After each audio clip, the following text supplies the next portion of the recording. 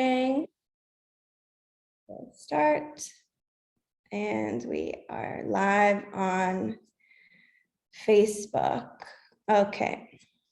So hello and welcome everyone. Thank you so much for taking the time to join us for the first effective animal advocacy event of 2022. I'd like to start off by introducing myself. My name is Tessa Gonzalez. I'm a researcher for the Aquatic Life Institute, or ALI for short. And we are an international organization looking to improve the lives of aquatic animals through research, communication, and collaboration.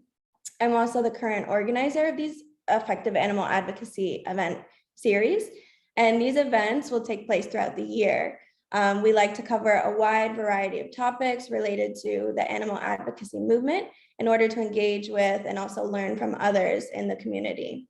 So if you'd like to stay up to date with the series, please sign up to our EAA mailing list where we send invitations to our upcoming events. And I will share the sign up sheet in the chat for those of you who are interested. So today we are all banding together to ban cephalopod farming. And just as a general reminder, we do respect everyone's views and really value what everyone has to say. And it would be great if we all just kept this in mind throughout the conversation. Like I mentioned, a recorded version of this discussion will be available on the Aquatic Life Institute's Facebook page. And please feel free to leave any comments, questions, concerns in the chat, or you can also message me directly. So today we have 3 speakers. Each speaker will have about 15 minutes to present, which will then leave us with some time towards the end to take questions from the audience. So with us, we have Dr. Heather Browning, followed by Dr. Elena Lara, and then Amandine San Vincent. She's a dear colleague of mine. So first, we will start off with Dr. Heather Browning. She's a postdoctoral research officer in animal sentience and welfare at the London School of Economics as a part of the Foundations of Animal Sentience project. Heather's primary research interests are the relationship between animal sentience and welfare, the scientific measurement of welfare, and the ethical implications. Dr. Browning completed a PhD at the Australian National University in 2020 with a thesis on the measurement of animal welfare. Heather has also previously worked for many years as a zookeeper and zoo animal welfare officer, interested in the application of animal welfare measurement in an applied zoo setting. She recently became part of the research team who produced a report for DEFRA reviewing the evidence of sentience in cephalopod mollusks and decapod crustaceans, leading to an amendment of the UK's Animal Welfare Sentience Bill to include their protection. So with that being said, Dr. Browning, I will hand it over to you and waste no more time. Thank you very much. All right, let me just get this up here. All right, yeah, so thank you for having me along to speak today. What I'm going to be talking about today is cephalopod sentience, and in particular covering the work that we did in this report that was just mentioned about the sentience of cephalopods and decapods. So to start with, what do we mean by sentience? So when we're talking about sentience, we're thinking about the capacity for an animal to have feelings. So that is, there's something that it is like to be that animal. And these are positively and negatively valenced mental states that are sometimes called affects. And commonly these are thought of as pain and pleasure, but there's also a whole range of other different states that they can be as well, like hunger and thirst, joys, curiosity, comfort, all the different things that there is a subjective feeling for the animal to have them. Where the animal has the capacity for these feelings, we then say that the animal is sentient. Importantly, this isn't the same as intelligence. So particularly when we're thinking about octopuses, we talk a lot about their intelligence. You know, they're curious animals, they're good problem solvers, they're good learners. But the intelligence of an animal is not necessarily related to its sentient. An animal can be very intelligent, may also be sentient, but an animal may not be that intelligent. It might be sentient as well. So basically your ability to sort of think and learn doesn't necessarily relate to your ability to feel. And it's this second thing, the ability to feel, that we think of as more important when we're talking about animal welfare. So what is it that matters about sentience? Largely, it's got an ethical significance. You know, we take it to be that when an animal is sentient, it's capable of suffering, and it's that suffering that matters. And this was sort of made very famous by Jeremy Bentham, who was talking about, what it is that we should consider when we're thinking about the moral status of animals. And the question being not can they reason, nor can they talk, but can they suffer? And here it's sort of emphasizing this idea that when an animal is one that's sentient, it's one that can suffer, that's when it's one that we should take seriously in our moral deliberations. And there's also a social and political significance to sentience as well. Increasingly, we're seeing around the world that the presence of sentience is being used to ground the protection of animals in different animal welfare legislation in different parts of the world, Australia, New Zealand, the EU, Canada. And so the establishment of sentience becomes really important as well for making sure that we have policies in place to protect the right animals. Within the UK context, which is what I'll be talking about now, recently the Animal Welfare Sentience Bill has been moving through Parliament. It's looking quite good at the moment. It's passed every step of the way so far. And as part of this, we were a team that was invited to produce a report on the sentience of cephalopod mollusks and decapod crustaceans to see whether or not they should be included within the scope of this bill as animals that are sentient and should be protected. And so when we were thinking about this, the first thing we thought about is, what are our criteria going to be for determining whether or not these animals are sentient? How do we figure it out? And we focused in this report particularly on the capacity for pain experience, not because we thought that this is the only thing that distinguishes sentience, but because there is a particular ethical force to the experience of pain. If an animal can experience pain, it is one that can suffer. And given that the infliction of pain is still so common in a lot of the ways that we use and house animals, it's sort of one of, I guess, the ethical and legislative priorities. So we focused on whether or not these animals could experience pain. And importantly, we wanted to distinguish this from a non-conscious experience of nociception, which is just where the body can detect damage and have some sort of reflex response to it without the need for any conscious feeling of pain at all. What we wanted to determine is whether or not these animals could have a conscious, sentient experience of pain. And to decide this, we used quite a diverse set of criteria. We had physiological, cognitive, and behavioral to try and bring together to figure out whether or not animals were sentient. So we laid out our set of criteria. We had 8, and I'll go through these quickly here, but I'm happy to discuss them further. First was possession of nociceptors. These are the nerves that detect the tissue damage. Obviously, like I said, that's not sufficient for conscious experience of pain, but it seems very likely to be necessary. If you can't even detect the pain, you're not detect the tissue damage, detect the noxious stimulus, you're not going to have a pain experience at all. So this was sort of one of the minimal foundational conditions. Then there's the possession of integrative brain regions. So these are parts of the brain of the animal that bring together inputs from different parts of the body, from all different kinds of experiences, and that are involved in the learning and the memory and the action outputs, the flexible behaviors that bring all these things together. Thirdly, we wanted to look for connections between these nociceptors and the integrative brain regions to make sure that the pain was being processed there and not just working through the reflex pathways. A fourth one, we were looking at whether or not their responses were affected by potential local anesthetics or analgesics.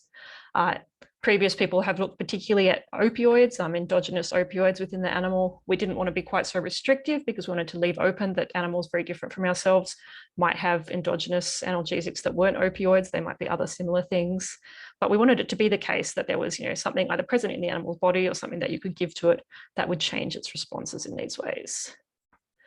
Fifth was the capacity to make motivational trade-offs. So this was a behavioral criteria that showed that the animal can balance threats and opportunities for reward when making flexible decisions. And this sort of relates to the idea of why we think sentience may have evolved, and making these kinds of trade-offs in the faces of different competing motivations is almost certainly one of the important reasons. Sixth was another behavior, flexible self-protective behaviors in response to injury and threat. And here the flexibility was quite important. And again, we didn't want just reflexes like pulling your hand off a hot stove, but animals that showed, guarding of the injuries, showed sensitizations and changed their behavior in sort of substantive and flexible ways after being injured. Seventh was the ability to perform associative learning. And here we were thinking of more complex forms of associative learning that weren't just habituation and sensitization.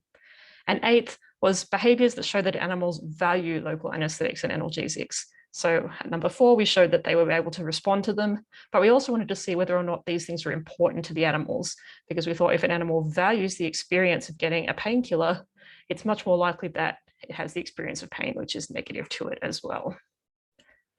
So importantly, we had these 8 criteria, and the thing that we were thinking about them was that no single one was necessary or sufficient for determining sentience. It's not the case that you could tick one of those boxes and be said that it was sentient. Instead, we were looking at the strength of the overall evidential picture. So bringing together the lines of evidence from their anatomy, their physiology, their behavior, their learning, and basically seeing, once we looked at that balance of evidence, what should we conclude? What is sort of the reasonable best explanation for what we're seeing? And to figure this out, we reviewed a lot of evidence. We took every study we could find on cephalopods and decapods that related to these different criteria and read through them all to see what they said and to critically assess them. And then based on this kinds of sets of evidence, we'd arrive at a confidence level for each of our criterions. And so they would be very high, high, low. And this would be an assessment both of the amount of evidence for that and the quality of the evidence. So we would look at the studies themselves and think about, the scientific rigor that had been applied, the sample sizes that were used, things like that, to try and see whether or not we thought this was high quality evidence and whether we could be quite confident then that the animal met that criterion. And so then what we do is make an overall assessment about the sentience of the animals based on how many of the criteria were satisfied with a high confidence. And so to give an example of the kind of studies that we looked at, this is kind of a neat one because it ticks a few of the boxes all in one study. Came out last year just as we were about to finish up with the report. So this was nice that we were able to include it in the last drafts of our report. And this was looking at conditioned place preferences in octopus. And the idea here being, whether or not octopuses could learn to prefer or disprefer a chamber based on whether they received noxious stimulus or whether they received analgesics in those. And so basically you'd set an octopus up with these two different chambers. They're here represented by the stripes and the spots, looked at where they preferred to spend their time. You'd then in one of those chambers put a noxious stimulus, which in this case was an injection of acetic acid into their arm, and then look, and the octopuses showed that they would shift their preference away. They would start to stay away from the chamber in which they received that stimulus. But then if the animals were given an analgesic, so in this case it was lidocaine, an anesthetic, a local anesthetic, they would then shift their preference to be in the chamber in which they received that analgesic, but only if they had previously received the noxious stimulus. So an animal that had not been given acetic acid would show no preference for receiving an analgesic. It was only when it had that painful stimulus. And so that we thought was a kind of flexible learning and also showed that the animal valued that analgesic. In this study, they also looked at the behavior and found this flexible self-protective behavior, the animals grooming the arms where they'd received the noxious stimulus, removing some of the skin, hiding themselves. And also some of this neural evidence as well, that the brachial connective, which is connecting the nerves of one of the arms through to the brain, showed very high activity when the noxious stimulus was applied, but not at other times. And so together you can see this sort of ticks off many of the different boxes to help us think that octopuses do meet the conditions. And indeed, when we look at our findings overall, octopus more than any of the other cephalopods did meet most of our criteria. So the VH here being very high, you can see we had very high confidence that they met several of the criteria, high confidence for the others, and medium for one of them. As you sort of go down, obviously, so for nautiloids, we had a lot less evidence, squids a little bit less evidence. And where here you see the Ls and VLs, the lows and very lows, primarily these were there because there wasn't evidence, not because the evidence was searched for and found lacking, because it just hadn't been looked for at all. So here as well, we sort of were able to identify the evidence gaps where more studies needed to be done to figure out, what it is about these animals we know or don't know in order to determine their sentience.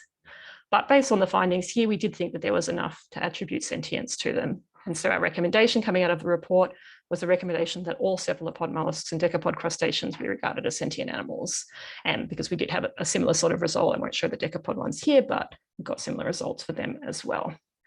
And kind of amazingly and very nicely for us, these recommendations were taken seriously and cephalopods and decapods were included in the scope of the WAFA legislation. And so if that bill goes through, these animals will receive the same protection as other sentient animals, which is currently all vertebrates. And we were also really heartened to see the amount of attention it's got in the media and around the world as well, sort of showing that I guess the time is right for people to really start thinking about the sentience of these animals and thinking about their protection.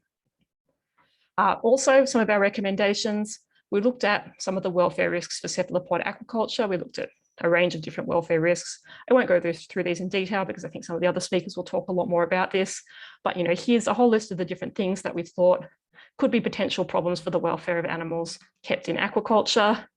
In particular, I think there we go. Lack of cognitive stimulation is potentially a big one. coming back to this idea of octopuses as very intelligent and curious animals, that the types of tanks that are typically used in aquaculture are extremely barren. And so that's one of the really big worries. And based on this, we concluded that we have very high confidence that high welfare commercial farming of cephalopods is currently impossible. And these are, sentient animals that we think that their needs just can't be met in this situation. And I think this is something else that we'll hear a bit more about today, but that's all from me. So thank you. Thank you so much, Heather. Every time that you come and speak, you spoke last year, I'm always so enthralled with what you have to say. So thank you so much. If anyone has any questions, you can either put it in the chat and I'm happy to read them out to Dr. Browning after all of the speakers, or you can just make a mental note and feel free to unmute yourself again after everyone has finished presenting. So with that being said, I will now turn it over to Dr. Elena Lara. She is a research manager for fish at Compassion in World Farming. Dr. Lara has a degree in biology together with a PhD in marine biology and a master's degree in animal law and society. Currently, she's studying a master's degree in planetary health and works for the international animal welfare environmentalist NGO Compassion in World Farming, like I mentioned, as a researcher in the fish welfare team. She has worked on national and international projects on marine ecology and participated in several oceanographic campaigns. She has also published several articles in prominent international journals, as well as specialized book chapters. And in 2019, she presented a TED Talk in Spanish titled Redescubre los peces. Rethink Fish, I think I pronounced that right. And in 2021, published the Compassion in World Farming report, Octopus Factory Farming, a Recipe for Disaster. So with that being said, Dr. Lara, over to you. Hello, can you see my screen? Yeah, good. Perfect. So yeah, hi everyone, and thank you for inviting me here today to talk about Compassion in World Farming report on octopus. So as I'm being presented, I'm Elena Lara and I work for Compassion in World Farming as a research manager. So Compassion is an animal welfare environmentalist NGO with offices around the world, including in many countries in Europe and a policy office in Brussels. Also, there is a specialized team of experts on aquatic animals welfare, which I'm part of. We work to end factory farming, a practice that involves huge animal suffering and high environmental impacts. So we advocate for a more sustainable and regenerative models of produced food that, of course, take into account the welfare and well-being of the animals involved. So to do so, Compassion lobby governments, we engage in a positive way with food business, and we carry out campaigns for the public and consumer awareness. So now I'm going to explain the work that we have been doing around the octopus farming issue. First, I would like to talk a little bit about octopus. We know now that it has been scientifically proved that octopus are sentient, intelligent, and complex animals. In fact, there is scientific evidence that octopus have, for example, emotional responses, long and short term memory. They can use tools, and most importantly, they are able to feel pain. So octopus have also extraordinary features. They can change the shape and color of their skin within a few seconds. Considering that octopus are colorblind, this is quite surprising, but these color changes are made possible by tiny organs that they have in their skin. They can also perform complex behaviors, such as carrying shells that they use as mobile dens, or they can also use these shells as protective shelter, as we can see in this video.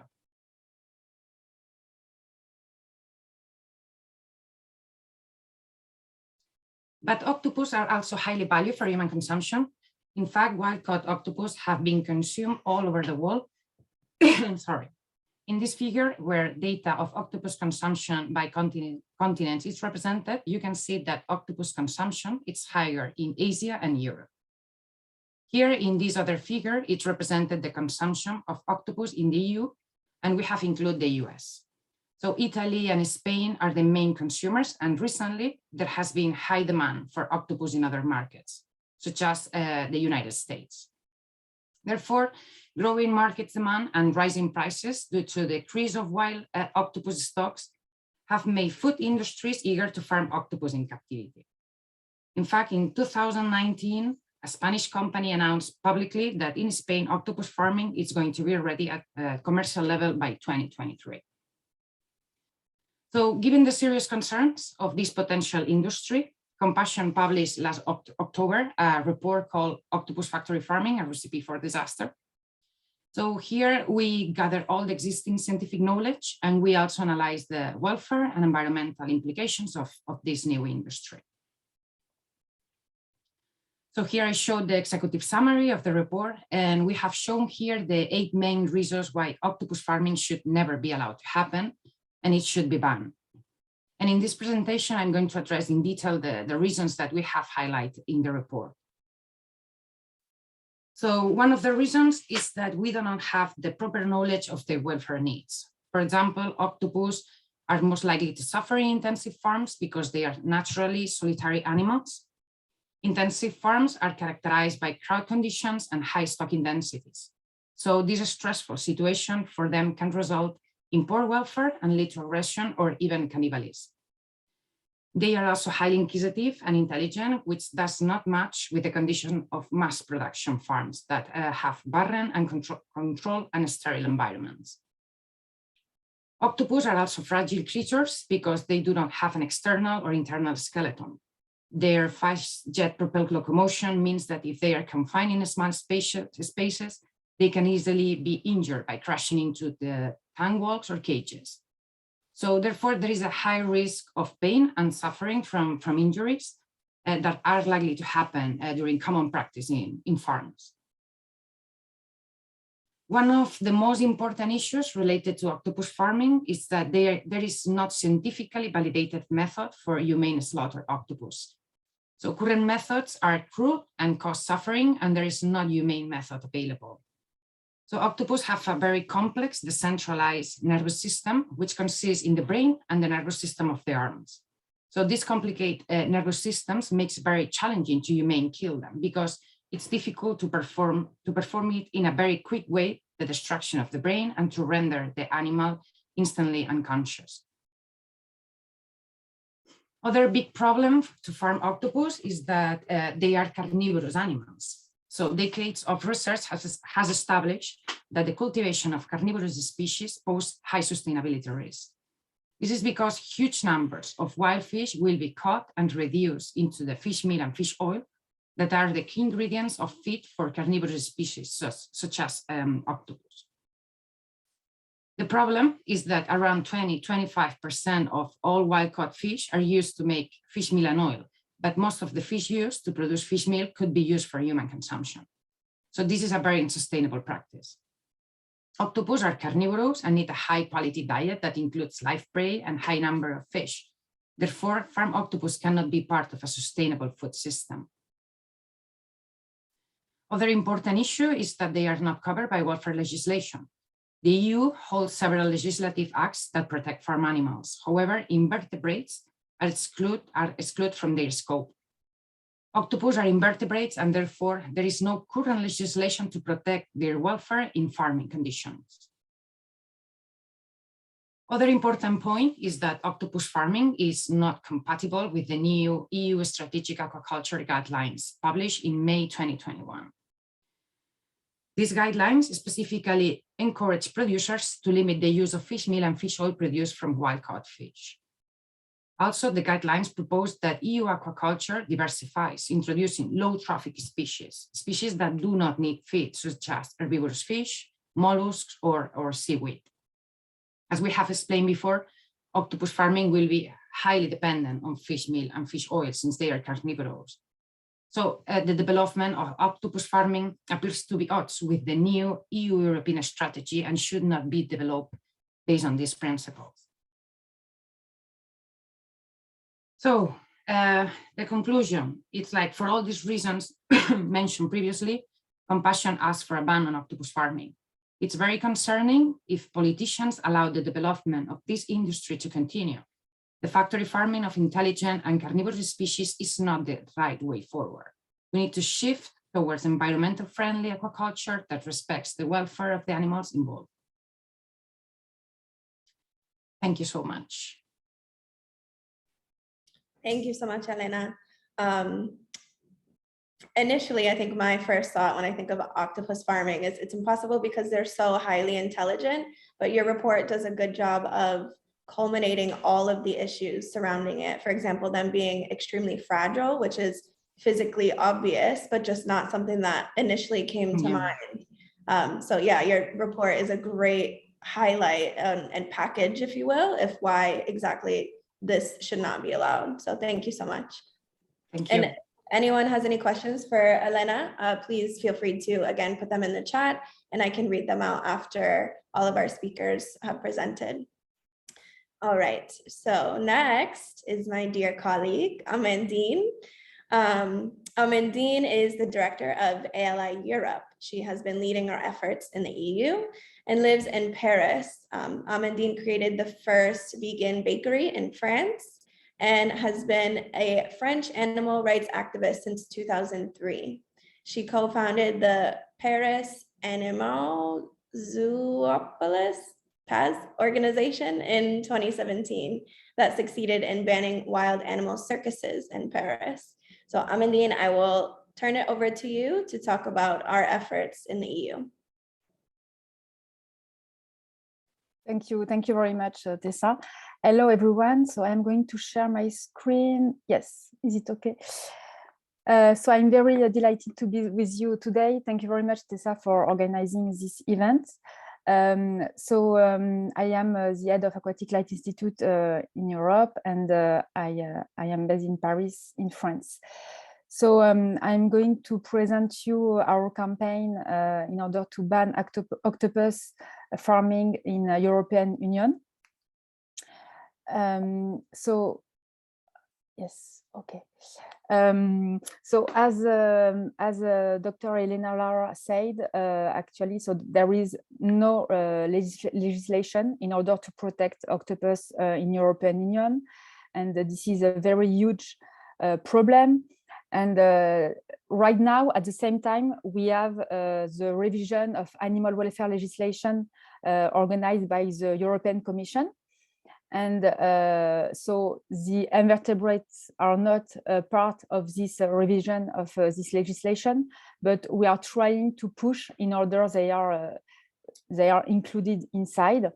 So this is a very huge opportunity to get a very important protection for aquatic animals in European Union, because right now there is no legislation about aquatic animals welfare in European Union, and especially in farming. So European Commission organized public consultations, and in the last one, so it was in January, we organized with our Aquatic Animal Alliance a joint feedback with about 30 NGOs, so mainly based in Europe, but also outside the European Union, in order to depose a joint feedback. And this feedback push for specific aquatic animal legislation, and of course with the ban of octopus farming. We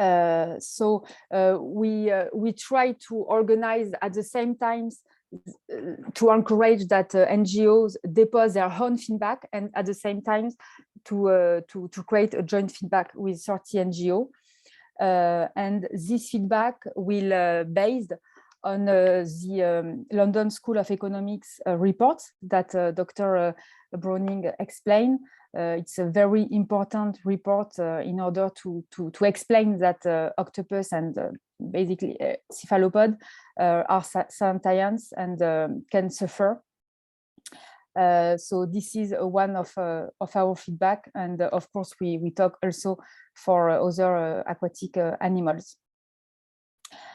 At the same time, so right now for January, France is as the president of the European Council. So we try to push the French government by taking an unambiguous position to ban octopus farming, because right now the project is in Spain, and so we try that France can lead a position in order to ban this kind of farming before it will be implanted in European Union. So we also call, of course, of every European institution and every government. So for that, we organized an event with the French member of European Parliament, Caroline Rose. So we co-organized, so it was just the last week.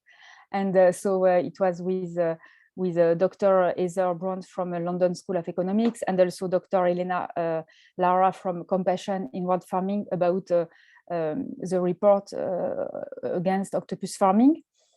And so the audience was composed from NGOs, of course, but also people from European Commission, from European Parliament, because Caroline Rose invited people from these European institutions. So we were about 80 people in this event. And so the goal, of course, is to push for an octopus farming. And at the same time, we publish, yes, sorry. So this is about this event. And William Bench, the founder of Aquatic Life Institute, made a speech during this event. So, sorry, at the same time, we publish an op-ed in the most famous newspaper in France called Le Monde. So this op-ed, here it's translated in English. So this op-ed, so this is the introduction, was signed by Caroline Rose, so the member of European Parliament, and also by Aquatic Life Institute Europe. And so this op-ed allows us to bring these issues to the French government. So the day after we published this op-ed in Le Monde, we got an answer from the agriculture department in France, and they asked us a lot of different questions about the project of Nueva Pesca Nova, and also about our position. And so it's the beginning of it's a way to convince them too. So it's very important, and then we also bring this issue in France in the radio. So France Inter, it's one of the most listened radio in France, and so it was yesterday in the scientist series La Terre au Carré. They interviewed me and also a very famous scientist in France, a specialist of octopus, Ludovic Dickel, about this project Nueva Pesca Nova, and also about our op-ed.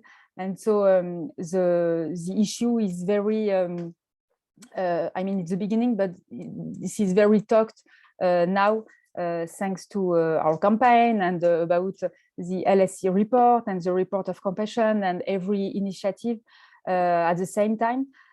So it's a good way, and we hope that we can get a position soon. I wanted also to inform you that the Spanish political party for animals, PACMA, will organize an international action day against octopus farming. So in April, it's the 3rd April. And so they encourage everyone and NGO to organize a demonstration against Nueva Pesca Nova farming. So I'm very glad that there are a lot of initiatives against this project, and we hope that the European Union will take a position very soon, because we think it's it's an emergency, because we are convinced that it's easy to stop this kind of farm now than after, when it will be established, of course.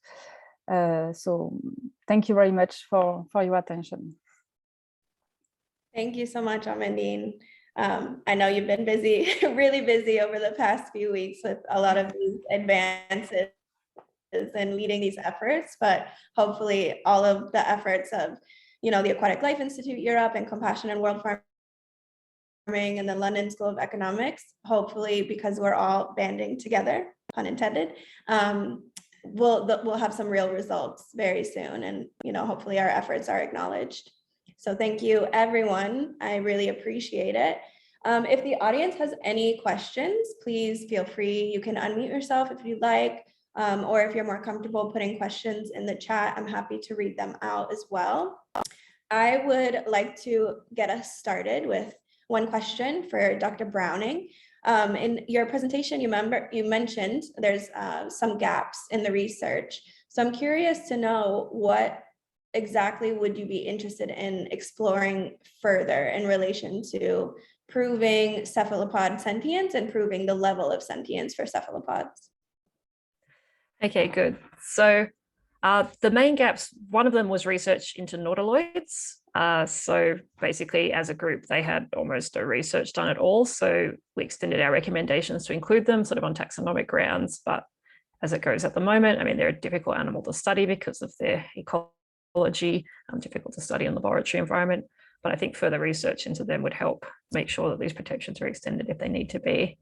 But the other main area that there was very little information on regarding their sentience was in terms of the analgesics and anesthetics. So both the presence of those, whether or not they have endogenous analgesics within the animals, the ways that they respond to different analgesics and anesthetics, and this criteria as well that we were talking about whether or not they value them, if they would work to attain them as well.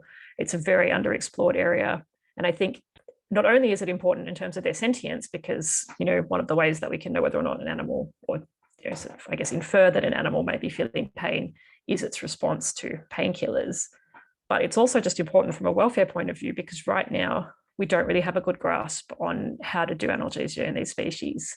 And so a lot of what are potentially anesthetics or analgesics that are being used may just be immobilization agents. So where the animals are shown to be non-responsive when they receive them, it's not necessarily the case that the animals might not be feeling anything, and that could be a really huge concern. I think potentially in a laboratory environment, particularly where animals are being experimented on and things are being tested, and the animals are being immobilized but not actually anesthetized, could be a problem. So I think that's one of the main research areas, I think, from the sentience point of view, that we thought really needed further work. In terms of the management point of view, the other evidence gap we found was the slaughter issue, which Elena Lara brought up as well, that there's just not a good method of humane slaughter right now for cephalopods, and particularly not one that's used at a mass scale. So I think that's another really important research area if we're wanting to look at making sure that the welfare of our cephalopods is improved. Thank you. Dr. Lara, do you have anything to add? Are there any other topics that you can think of right now that would require some more research? Well, I mean, Heather already mentioned I think that the big concern, I mean, if you are planning to a mass production of animals, I mean, industrial level, you should have a humane method of slaughter in place. So if it's not that method in place, then it should not be happening at all. So yeah, that's my that could be I think that a big hole in the research. So yeah, I will say the same. Yeah. I might just add one more thing as well. Sorry, just thinking about after that. Is that obviously, like I said, this research is focused very much so far into pain, and I think it's a weakness probably of sentience research, not just in cephalopods, but in all kinds of animals, that learning more about their positive mental states, positive welfare, the sort of the pleasurable things that they can attain is really important as well. That, there's still this view that welfare is very much about prevention of suffering, but we're really trying to push with this idea that, these are animals that are also capable potentially of a range of different positive, pleasures and curiosities and all these things. And that finding out, how they work within the animals and what conditions are positive for them and not just ones that remove suffering, also a research area that would be worth pursuing. And one that's a little bit more ethical too. One of the nice things about pleasure research is that at least you're not trying to inflict pain on animals in order to determine what's going on with them. So. Yeah, thank you. That's a great point, and I think one that we try to emphasize at the Aquatic Life Institute. We've historically worked on trying to push environmental enrichment, for example, into more conversations regarding positive welfare rather than just, like you said, minimizing negative experience. I think that's really important in any type of farming situation that is at least a bit more ethical than what we currently have. So there's a question from Max. He says, which countries do you think is the highest priority to work on getting bans for cephalopod farming? Any other areas that look like they might start farming them? I don't know if perhaps Amandine, do you have any ideas on that? Yes, thank you. Yeah, it's a very good question. Just about a little bit context, I think it's very important to explain that there is a very big increase of the consumption of octopus, unfortunately, and it can be explained because there is less and less fishes in oceans. So and so the farming, the octopus farming is presented like a solution of the way that there is less and less animals in ocean, but it's not a solution because as we explained, they are carnivorous. So that means that we are going to fish a lot of animals in ocean in order to feed these animals. So it's very huge concern about also ecological problem. So the main countries that there are the main consumption countries in and the most important, the countries that import the most octopus in the world are Italy, Japan, Greece, Spain, and Korea. But I think that we have think about globally. So that's why, for me, the answer is we have to ban the octopus farming in all the European Union, because now the project is in Spain, but maybe in 1 month it will be in Italy, or I don't know where. So we cannot say, it's hard to say, but I think one of the solutions is, of course, to get an impact about the consumption, because there are more and more consumption, and this is the number one problem. And so that's why we have to inform people about what animals feel in this condition. So yes, so I think that, I mean, in my opinion, one of the priority is to ban in European Union, but maybe if we ban in European Union, maybe this kind of farm can be in Asia, or of course, but yes. Thank you, Amandine. Basically, everyone should just ban it. The whole international worldwide ban. I do have a quick question that just came to mind for Dr. Lara. Has there been any negative, perhaps, feedback from the report that Compassion released? Maybe not negative, or just pushback from maybe the aquaculture industry in general, or have people pointed out maybe opposing points that why octopus farming should be allowed? I'm just curious what like the devil's advocate has been. Yeah, thank you for the question. I mean, we have not received like straightforward or direct like a negative comments or attacks. Mainly, we tried like to contact the company, the Spanish company, that it's like the one that it's gonna start sooner than later, the farming, and we haven't received no reply. And apart from that, not receive any reply from the company, other comments that more other people that it's in favor, or people that it's in favor of octopus farming, they're saying it's like that it minimize like the damage in the wild stocks, octopus wild stocks. And mainly this is the positive comment. Also, like that the farm will create like jobs position in the, you know, in Canary Islands, where it's going to be in place. And yeah, so I mean, in my mind, it's just like, I really think that an octopus farm, it's not gonna help the octopus wild stocks. And also because, well, one of the points that I already said, it's in my presentation, because they are carnivorous, but also like, I know that the fisherman that has spent the entire life like fishing octopus, they are not going to stop doing it because it's the job of, of their life. So they are not going to stop to fish octopus because a farm, it's starting right now.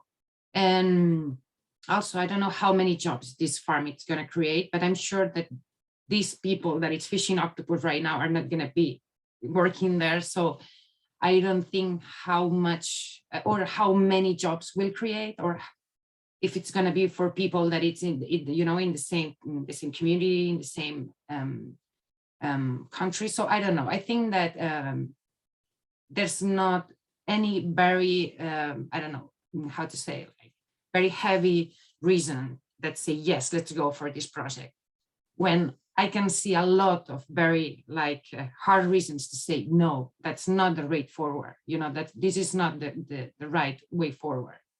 There's so many reasons that we should stop it.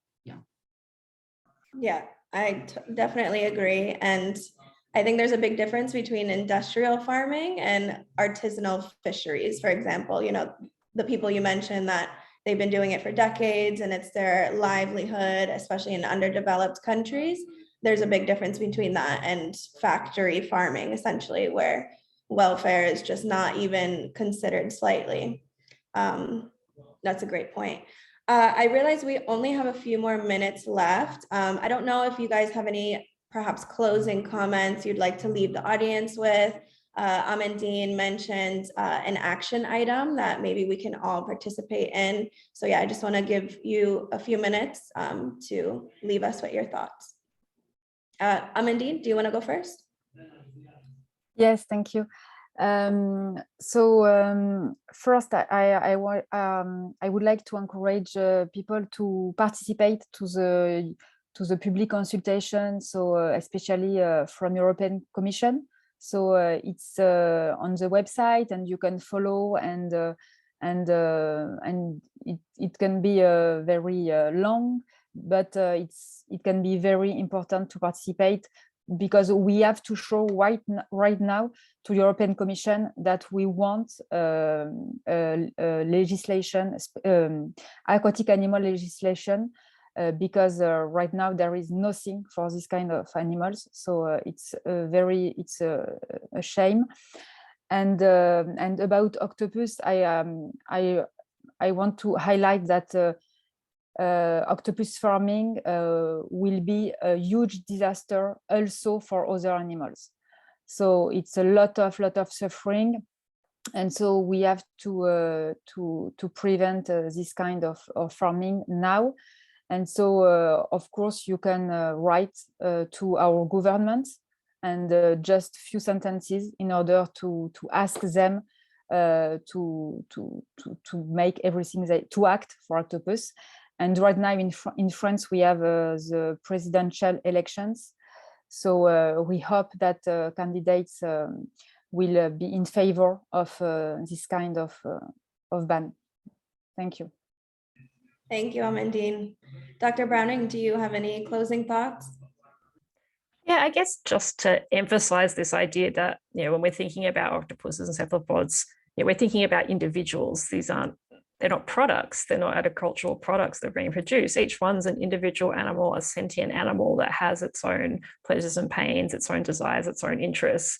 And from that point of view, if we keep focus, I guess, on what's in the interest of the animals and that we're not wanting to harm them, it becomes very obvious that these are practices that we can't continue to support. And I think building on what we've talked about as well is that perhaps the idea of banning the imports of farmed octopus as well, rather even beyond just banning the sort of implementation, particularly within the UK context where there may never actually be octopus farms, that banning the import of them can also send a strong signal that this is something that's not going to be endorsed. Thank you so much. And Dr. Lara, do you have any final words for us to hear? Yeah, well, in my mind, when I think about the idea of octopus factory farming, I really don't like it. And also I think because we should learn from the past mistakes that we have done. I mean, we know that put an intelligent, sentient, carnivorous animal in massive farms. It's not it's not the right way, to do things. I will not like. I don't like to see that in European food production system. So I think that we are making a huge mistake again, and it looks like we don't learn about the past mistakes that we have done. I mean, these animals are incredible, intelligent, sentient, has been proved that it's sentient. It's not sustainably friendly, this kind of farms. So, and I will like be surprised if the EU allows this to happen. Also, when they are like publicly say in the aquaculture guidelines saying that this is not the way that they want to follow. And also like there's no legislation. So I will be very surprised and like see this happening. Yeah, because I think it's the wrong way. Yes, definitely. Thank you so much. I think we're all hoping for the best in this situation. And fingers crossed that, again, all of our combined efforts really do pay off, because in the end, it's not us that will suffer. It's, these sentient beings that will suffer today and continue to suffer if they're allowed to breed and rear these types of animals in a farming environment. So I think it's important that we're all doing this, and we're all discussing each other's work and using strengths to make a combined voice that's a lot louder. For example, like the government will hear all of us together rather than just one lonely org or one person flagging this for the future. So I really appreciate all of you being here today, and want to thank you to our amazing speakers and our wonderful audience. This has been a great event. Like I said, it will be available on our Facebook page. And if you'd like to contact me about this event or any future sessions, please send me an email. My email address is tessa@ali.fish, and I'll post that and our event mailing list in the chat for those of you that are interested in receiving updates on our upcoming events. So thank you again, everyone, and stay tuned for more. Thank you. Bye. Thank you. Bye. Thank you so much, everyone. Thanks so much.